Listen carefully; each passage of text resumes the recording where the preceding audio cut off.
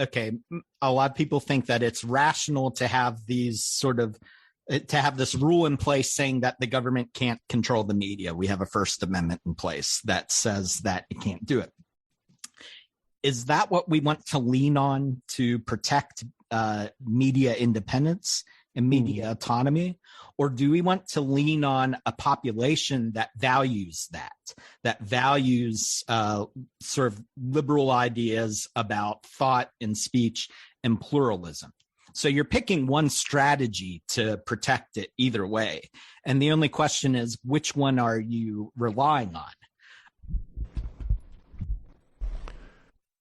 No. Oh, all right.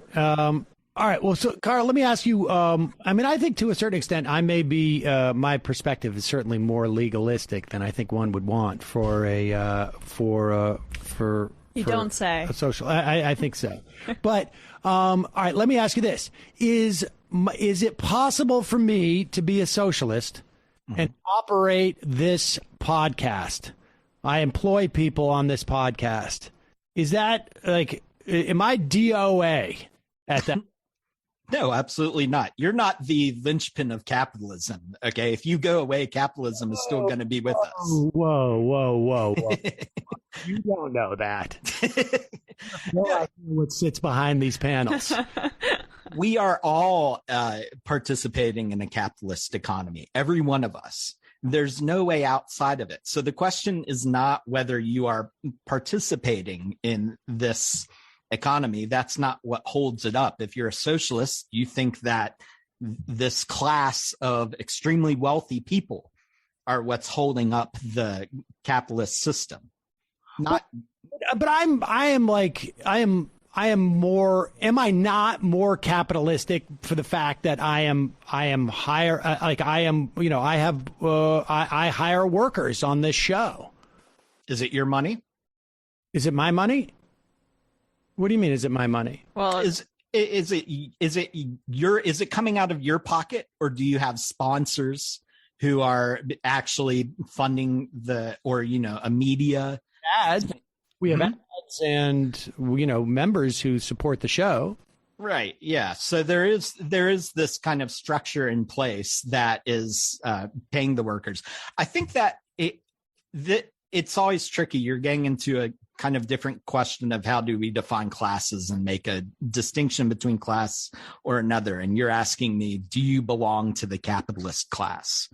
My answer to that is I don't know much about your wealth and finances and things like that, but I would. This show runs on the members and the ads that we read and that we have on YouTube. Okay.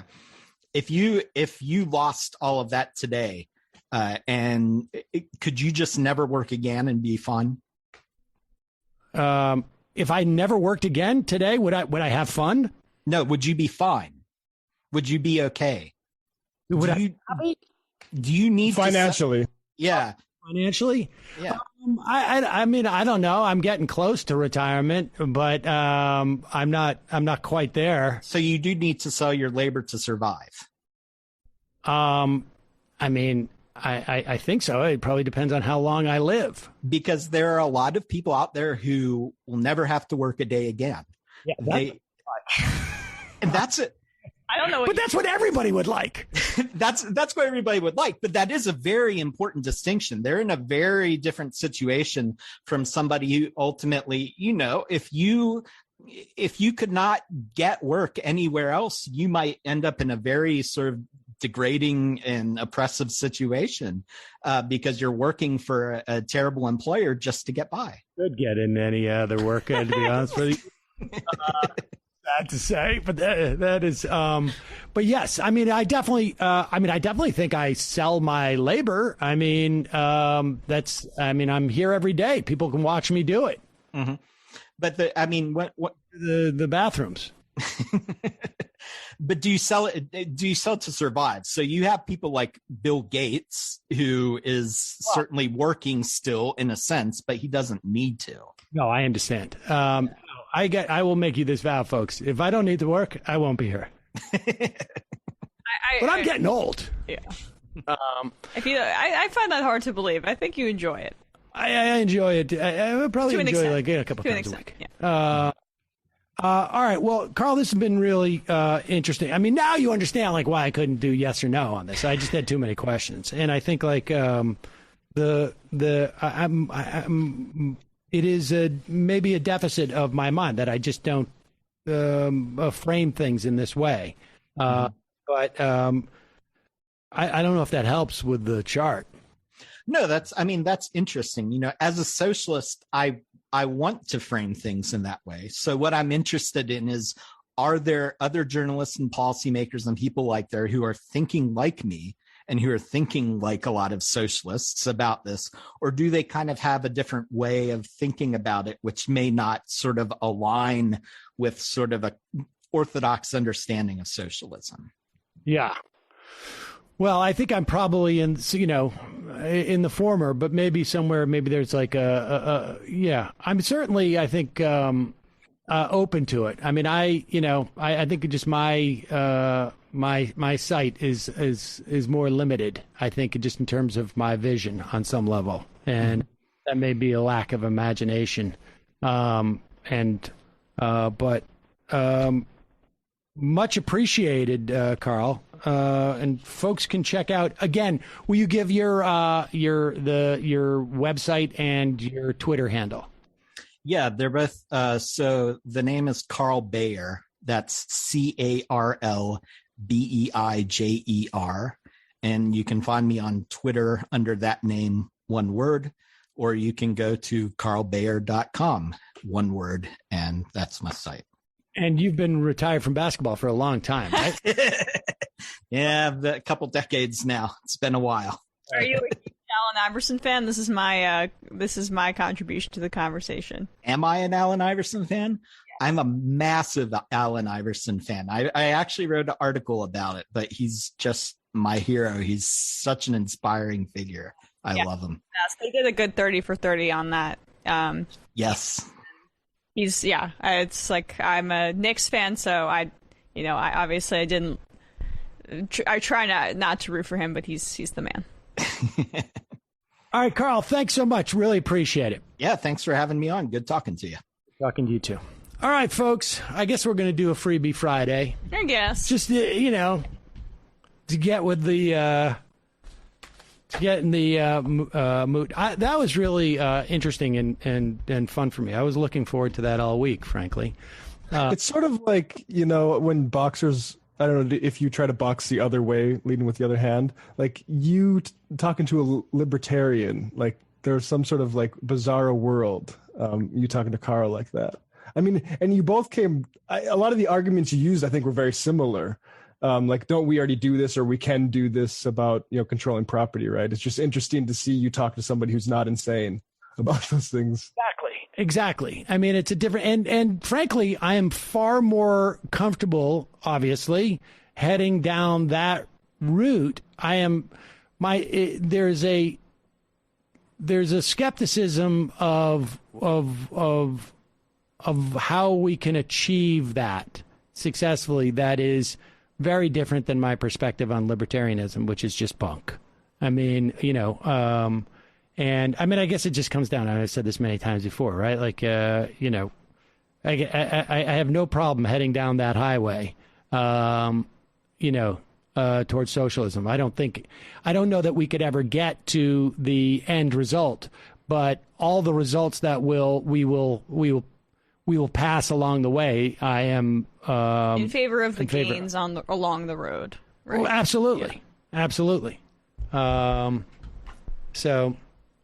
All right. Let's see here. All right. Let's go to. I haven't even called it. We're not going to get any phone calls today. I don't want people holding on, and that would not be fair. But we'll do some IMs. Appivina, going to have a hard time convincing me that Brian Kemp wasn't covering for his own shady 2018 election when he seemed to speed right past Republican concerns over the 2020 election. I wonder. Private ownership of toothbrushes by individuals benefits the majority. Private ownership of the means of production does not benefit the majority.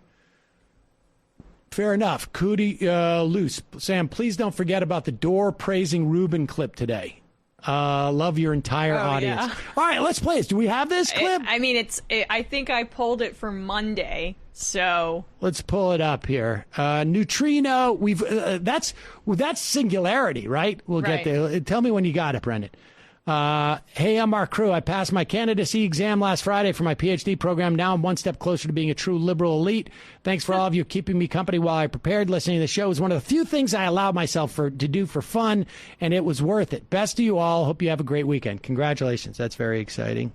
Okay, Brendan's got it. Ladies and gentlemen, you've heard all of this talk of the singularity. Well, here it is. It's all boiled into one. Like many of you have spent years remarking how Dave Rubin is literally a joke. And to be honest, we have many times referred to him as, contextualize him as a butt of a joke. What Dave Rubin does is have people on and say things to, like in the past, Stefan Molyneux.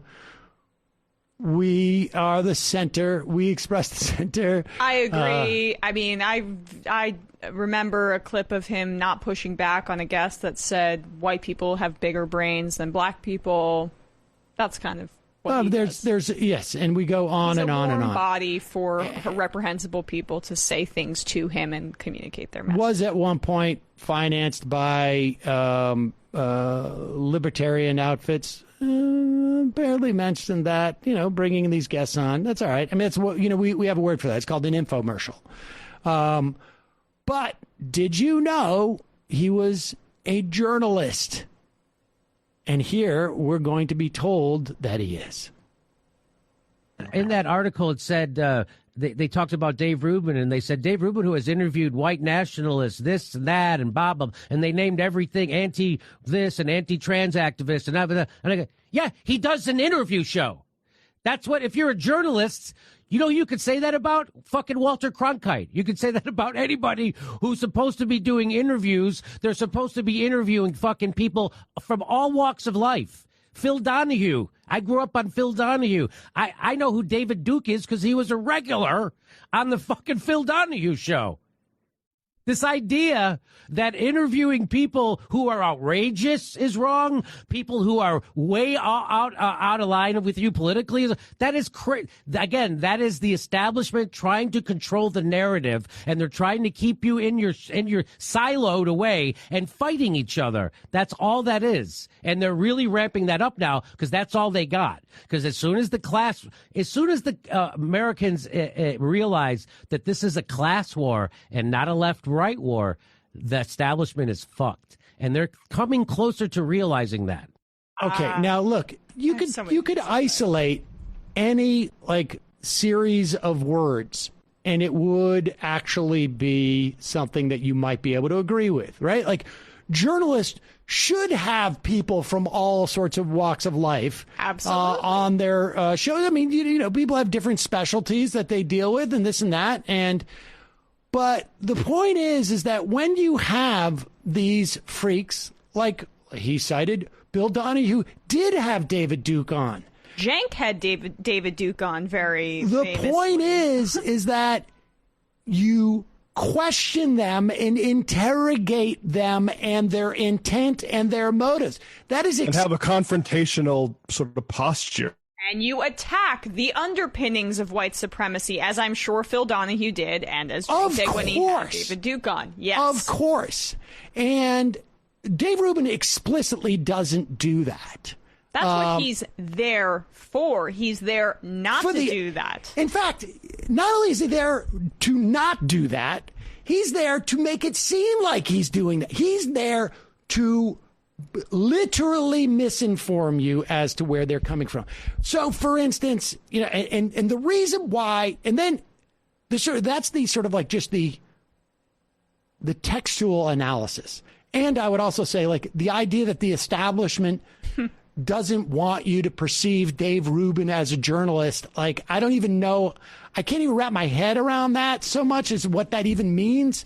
The establishment is not, is probably in many respects not too concerned about what Dave Rubin does. In fact, they might appreciate his continued covering up of white supremacy and the